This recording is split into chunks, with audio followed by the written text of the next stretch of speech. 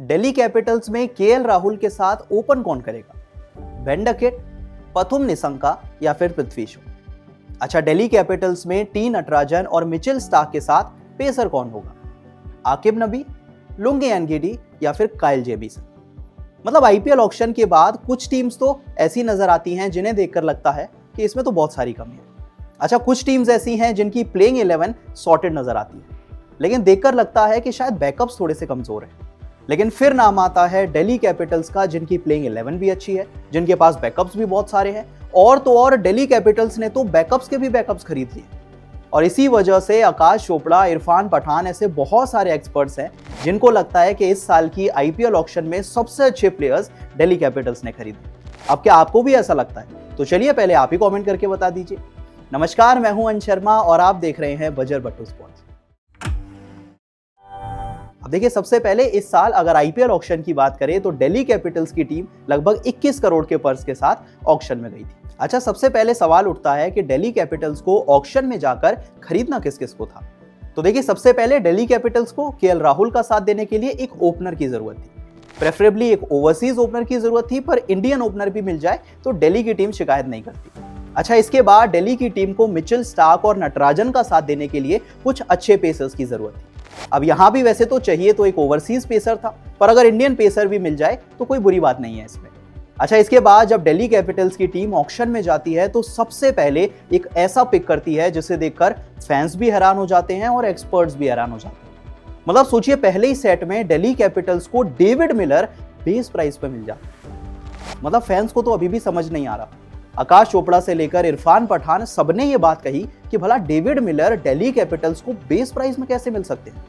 भाई, इतने experience player जो कि साउथ अफ्रीका के लिए सालों से खेल रहे हैं, भाई आईपीएल में सालों से खेल रहे हैं, एक ऐसा प्लेयर तो हर टीम को चाहिए था। फिर दिल्ली कैपिटल्स बेस प्राइस में यानी कि 2 करोड़ में कैसे लेके जा सकती है डेविड मिलर को? अच्छा, सिर्फ डेविड मिलर नहीं, इसके बाद दिल्ली कैपिटल्स को इंग्लैंड के बेन डकेट सिर्फ 2 करोड़ में मिल जाते, श्रीलंका के in form opener Pathum Nissanka सिर्फ 4 करोड़ में मिल जाते हैं। मतलब ये तो हैरानी की बात है कि इतने अच्छे प्लेयर्स दिल्ली कैपिटल्स को इतने अच्छे प्राइस पे कैसे मिल गए। मतलब अगर आप बेन डकेट की बात करें, पथुम निशंका की बात करें, तो दोनों बहुत अच्छे प्लेयर्स हैं, एक्सप्लोसिव ओपनर्स हैं, रिलायबल ओपनर्स हैं और केएल राहुल को बहुत अच्छे से कॉम्प्लीमेंट कर सकते हैं। अच्छा, इसके बाद दिल्ली कैपिटल्स की टीम ऑक्शन खत्म होते होते पृथ्वी शॉ को भी ले लेती है।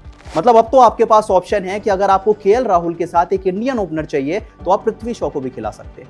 अब यहां दिल्ली कैपिटल्स की ओपनिंग शॉट होगी। अब जरा बात कर लेते हैं फास्ट बॉलर्स की। तो सबसे पहले दिल्ली कैपिटल्स की टीम साउथ अफ्रीका के लुंगी एनगिडी को खरीदती है, फिर न्यूजीलैंड के पेसर काइल जेमीसन को भी खरीद लेती है। मतलब सोचिए, इतनी क्वालिटी के बॉलर्स आपको बेस प्राइस में कैसे मिल गए? ये बात किसी को समझ नहीं आ रही है। वैसे बात तो डेविड मिलर की भी समझ नहीं आ रही, बेन डकेट की भी समझ नहीं आ रही और इनकी भी समझ नहीं आ रही कि बाकी टीम्स आखिर क्या कर रही थी। दिल्ली कैपिटल्स इतने अच्छे अच्छे प्लेयर्स को सिर्फ बेस प्राइस पे लेती जा रही थी और सब सिर्फ देख रहे थे। मतलब अगर एनगिडी की बात करें, जेमीसन की बात करें, तो लंबे कद के गेंदबाज हैं, पावर प्ले में स्विंग करने के लिए जाने जाते हैं, मिडिल ओवर्स में बॉलिंग कर सकते हैं, डेथ ओवर्स में भी बॉलिंग कर सकते हैं। मतलब सोचिए, टी नटराजन के साथ, मिचेल स्टार्क के साथ इन दोनों बॉलर्स को लेकर कितनी स्ट्रांग हो गई है दिल्ली कैपिटल्स की टीम। अच्छा, और सिर्फ ओवरसीज प्लेयर नहीं, इंडियन पेसर पे भी दांव खेला।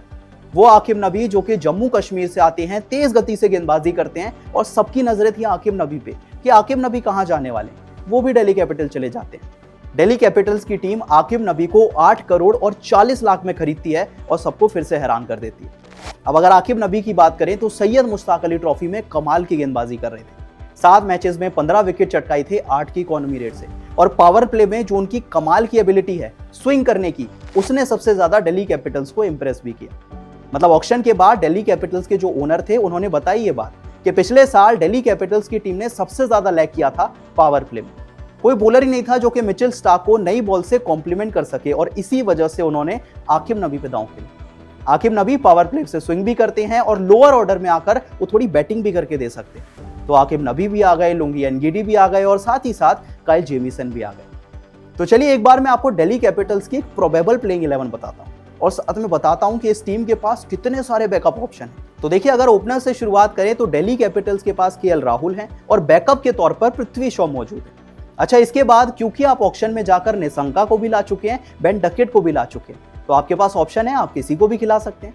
अच्छा, नंबर 3 पे दिल्ली के पास नीतीश राणा का भी ऑप्शन है, करुण नायर का भी ऑप्शन है, आप किसी को भी खिला सकते हैं। आपके पास पहले से ट्रिस्टन स्टब्स का ऑप्शन था, पर अब आप ऑक्शन में जाकर डेविड मिलर को भी ला चुके हैं। आशुतोष शर्मा भी आपके पास हैं, समीर रिजवी भी आपके पास हैं, फिर से आप किसी को भी खिला सकते हैं। अब अगर तेज गेंदबाजों की बात करें तो इस टीम के पास टी नटराजन का ऑप्शन है, मिचेल स्टार्क का ऑप्शन है, लुंगी एनगिडी का ऑप्शन है, काइल जेमिसन का ऑप्शन है, दुष्मंता चमीरा का ऑप्शन है और तो और मुकेश कुमार का भी ऑप्शन है। मतलब सोचिए, इतने सारे प्लेयर्स आपके बैकअप में होना कितनी अच्छी बात होती है।